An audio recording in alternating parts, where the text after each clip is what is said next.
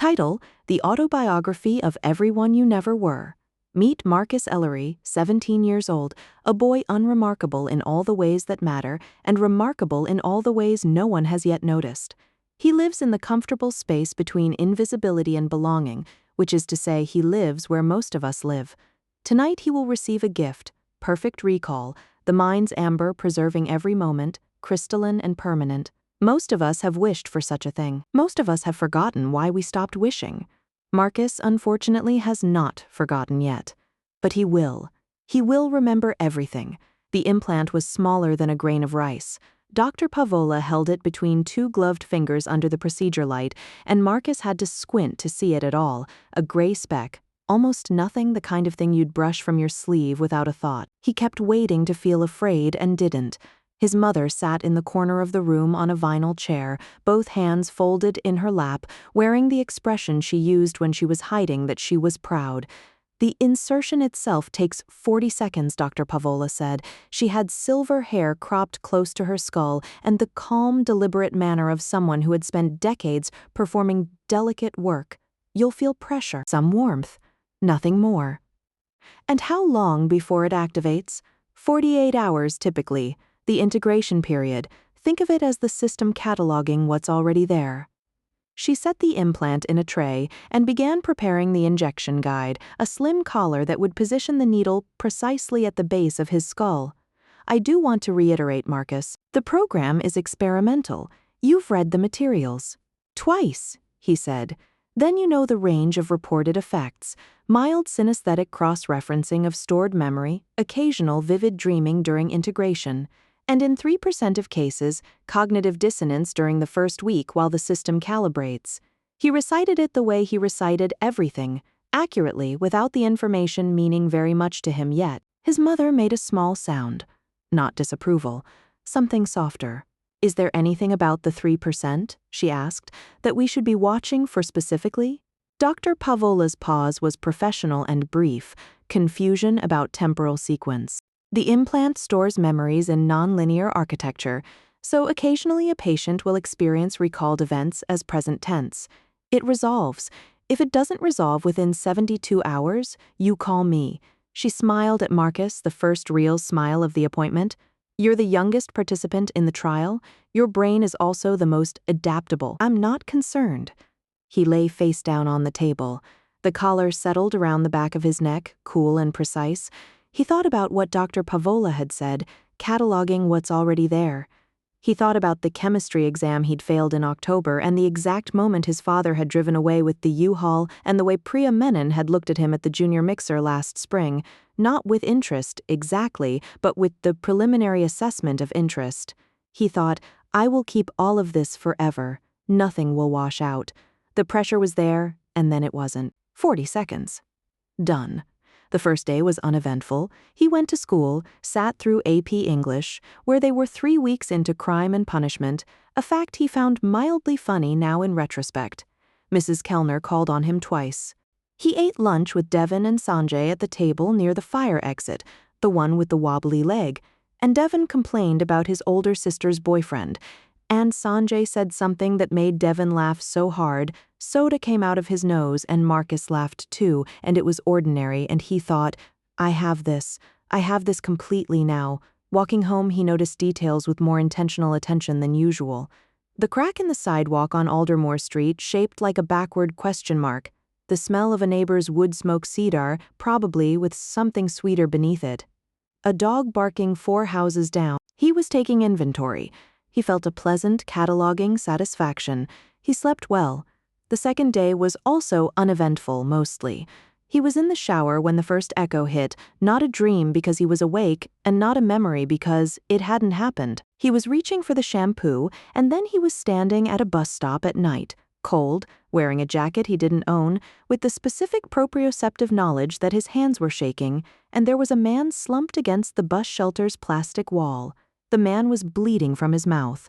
And Marcus, the Marcus at the bus stop, the one whose body he was inhabiting completely, felt nothing, felt the blankness of someone for whom this was unremarkable, for whom this was perhaps the expected outcome of something. Then he was in the shower again. His own hands against the white tile, his own shampoo, the water lukewarm because he'd stood too long. He stood there for a while after the water went cold. Cognitive dissonance during calibration, he told himself. He'd read about it. He called it by its clinical name, the way you name a dog to feel you control it. The third day, the implant activated. He knew it had happened because he walked into calculus and, before Mr. Hendricks finished writing the date on the board, recalled with photographic clarity the preceding 14 dates in the same handwriting on the same board, along with the exact ambient noise level of each day, the precise position of each student, and 3 days on which it had rained hard enough for the smell to carry through the ventilation. He recalled the feeling of the pen in his hand during every note he'd ever taken in this room. He recalled the shape of Devon's doodle from last Thursday and that Anya Kim always chewed the left corner of her lower lip when she worked through a problem, and that the fluorescent tube in the second row flickered for 2 weeks in September before maintenance replaced it. He held all of this, the way you hold a large object, kneading both arms, slightly off balance, surprised by the weight. Ellery, Mr. Hendricks said, and Marcus realized the man had called his name twice. Sorry, he found his seat. By noon, he had adjusted slightly. The recall was extraordinary but manageable, less like flooding and more like having very good search results. He wanted something and there it was, crisp and complete. He found himself reviewing a history lecture with the precision of a transcript. He recalled the exact timbre of his father's voice during the last conversation they'd had before the move, the hitching quality at the end of certain sentences that meant his father was working to hold his voice level, and found it hurt more clearly now without the soft distortions memory usually applied. That was the thing he hadn't considered. He had thought of perfect recall as photography, but photography can't capture the weight of a thing. The implant apparently could. He was walking to 6th period when the second one hit. School hallway? But not this one. Wider linoleum, beige where the school's was green, lockers dented differently. A different school.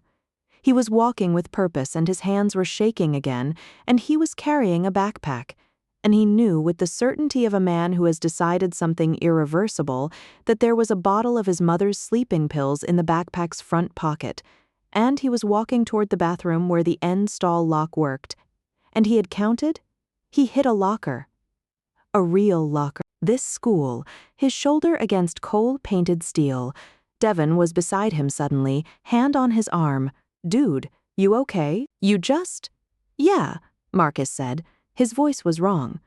Yeah, I just... He put his back to the locker and breathed, counted the ceiling tiles, forced himself to read the announcements on the bulletin board across the hall. Drama Club Interest Meeting Thursday, room 114. Blood Drive, see Mrs. Ochoa. Senior photos, last chance.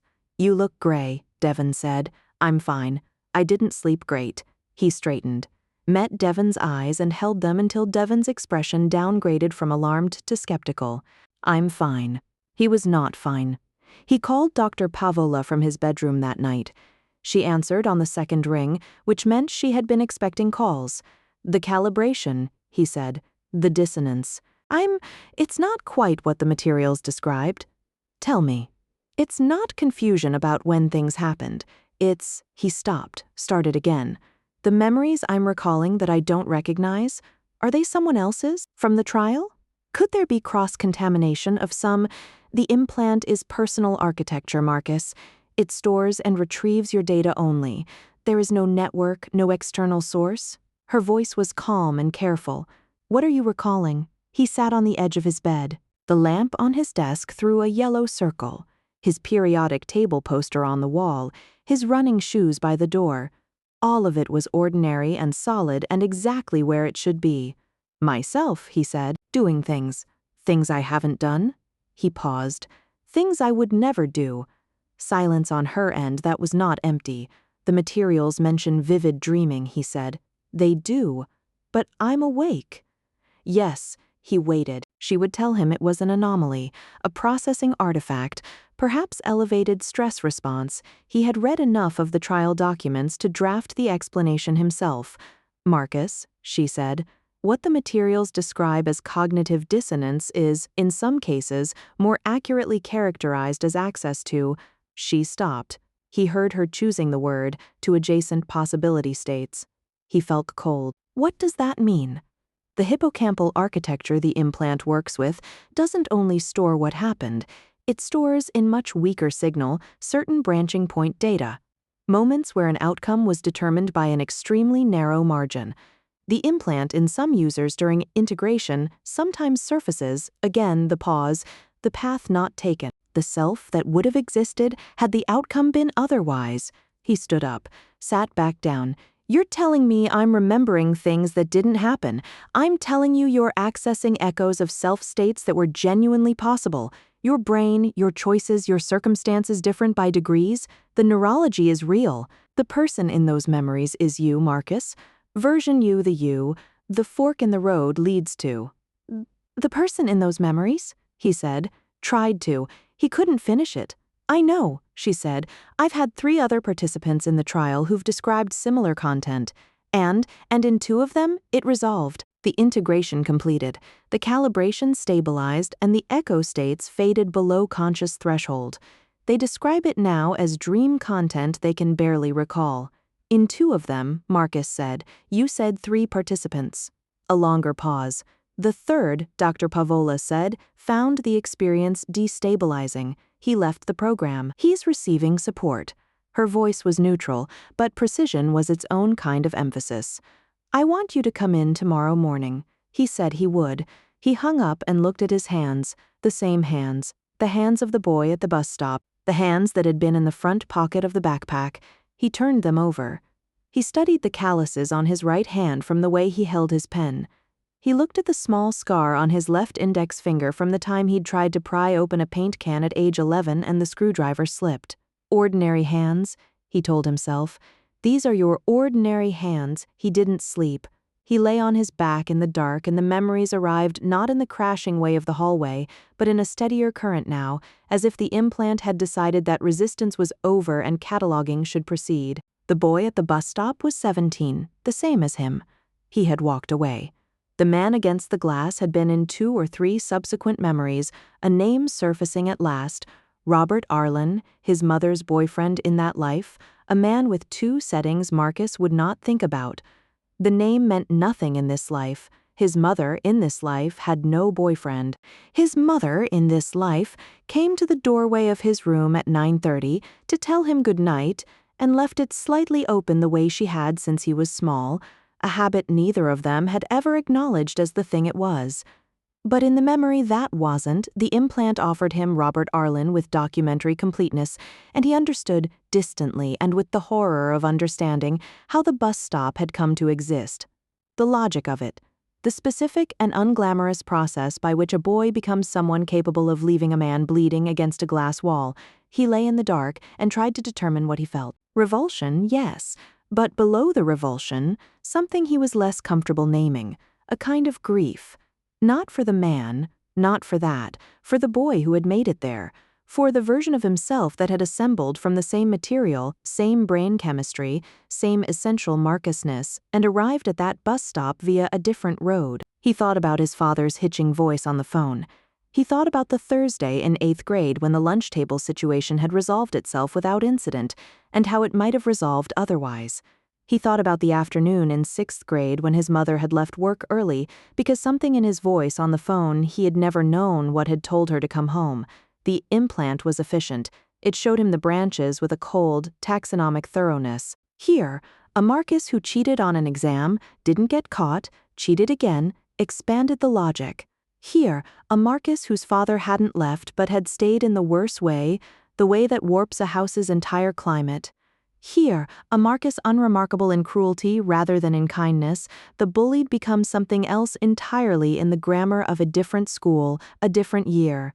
He understood somewhere around 3 in the morning what the experience was doing to him, not breaking him down, reconstructing him with new information. He was not, it turned out, a good person because of character. He was a good person because of geography, because of his mother coming home early and his father leaving at the right time rather than the wrong time and the lunch table resolving, and 100 other accidents of chronology and proximity. The boy at the bus stop was him, architecturally identical, navigating different weather.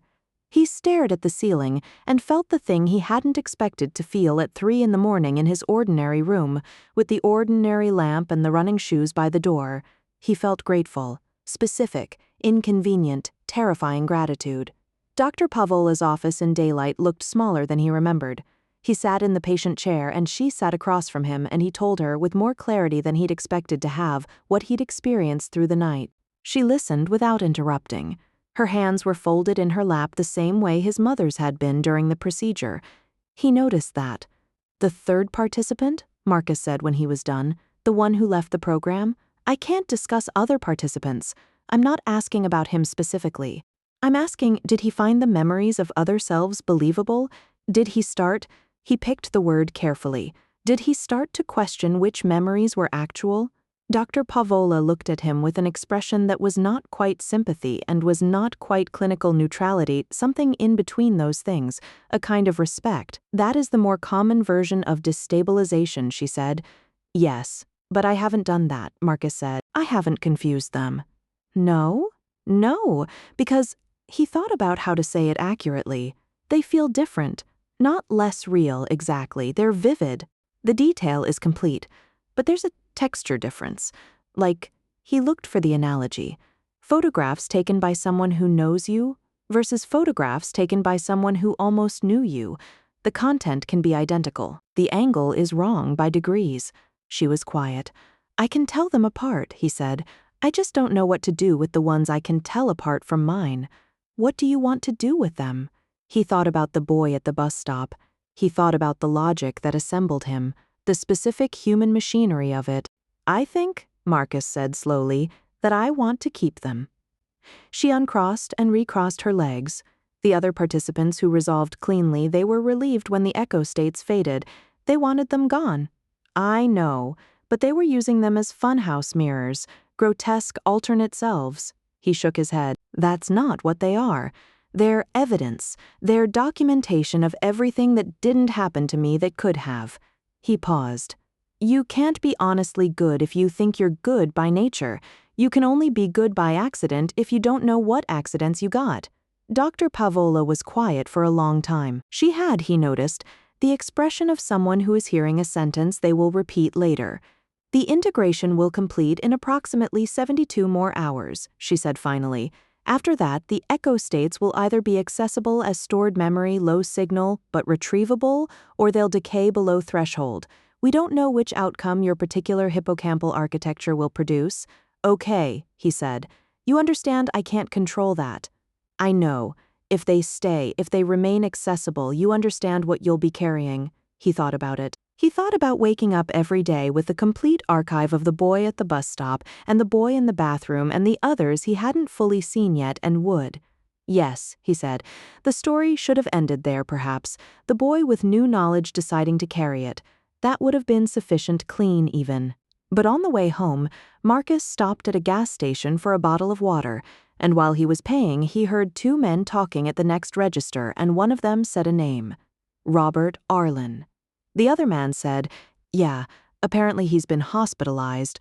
Marcus went still with his water bottle and his change. The first man said, "Some kid, nobody knows who, called it in." He walked out into the October morning.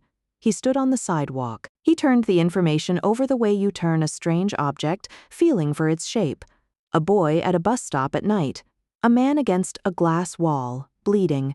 And a phone call made, it seemed. In that life, in that divergent archive, a phone call, anonymous, from a payphone half a block away. The implant, in its documentary completeness, had given him the memory of walking away.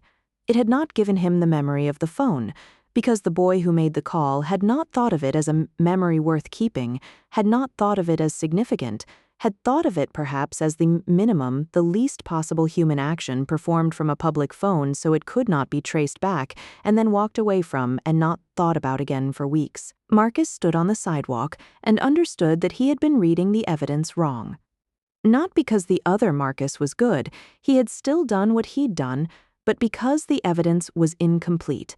The implant stored what the self had weighted as significant. The phone call had been so automatic, it had barely registered as a choice. Even in the worst version of himself, the worst Marcus had still, at the last moment, made one phone. He sat down on a concrete divider by the parking lot. A woman loading groceries glanced at him. He sat there for a long time. He was not, after all, good by geography alone. Something else was in the material, something that persisted across the branches, that showed up even in the worst weather, that made a call from a public phone even when everything else had gone wrong. He didn't know what to call it. He was 17, and he didn't have the vocabulary yet, and he was suspicious of the vocabulary that existed, the words that got applied too easily to things that were actually difficult and specific. But he thought, it's something. It's not nothing, he thought. I have to be careful not to be too comforted by it. He thought, but it's something. The integration completed the following night. He woke on Friday morning, and the echo states were still there. Low signal. Retrievable, if he reached for them, fading toward the middle distance of the brain's quieter archives. Not gone. He made his own breakfast. His mother had already left for her shift. He stood in the kitchen in the early light and reviewed, with his new, perfect, permanent recall, the exact morning she had driven away from her job early in October 6 years ago because of something in his voice on the phone, a quality she had never described to him because she was his mother and she hadn't wanted to tell him how afraid he'd sounded.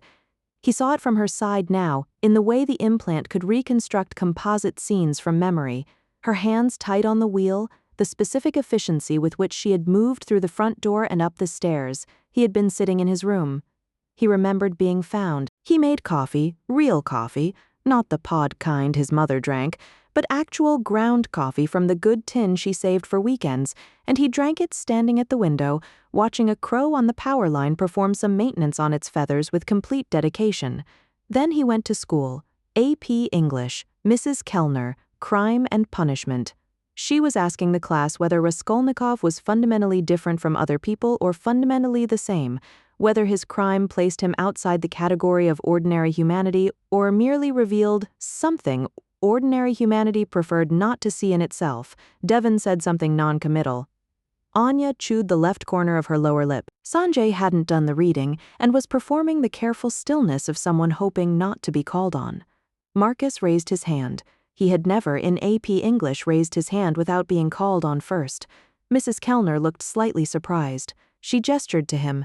He's the same, Marcus said. He convinces himself he's exceptional, because it's unbearable to him that he's ordinary, that the same logic that led him to the old woman lives in ordinary people and only weather prevents it.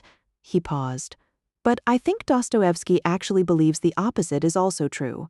That ordinary people are capable of the logic that prevented it, not just the logic that executed it. That those two things, the worst capability and the best, live together. The same address. The class was quiet. Even Sanjay looked up from his desk. Mrs. Kellner said after a moment, "That's exactly right. Where did that come from?" Marcus thought about a grain of rice implant at the base of his skull. He thought about a man against a glass wall, and a phone call so small it barely registered as a choice. He thought about a crow on a power line, working at its feathers with complete attention, in a morning that was ordinary and solid and exactly where it should be. Personal experience, he said. Marcus Ellery carries within him now a library no one else can visit, the detailed and unglamorous archives of the selves he escaped, the roads he didn't travel, the weather he was spared. Some would call this a burden. Some would call it a gift.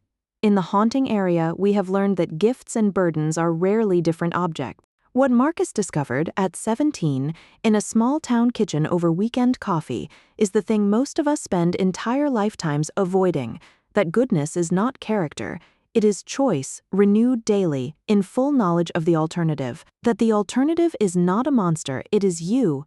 In different weather, that knowledge is not comfortable, but Marcus Ellery drinks his coffee and watches the crow and knows exactly what he is, not better than the worst version of himself, simply luckier. For now, the for now is the whole point.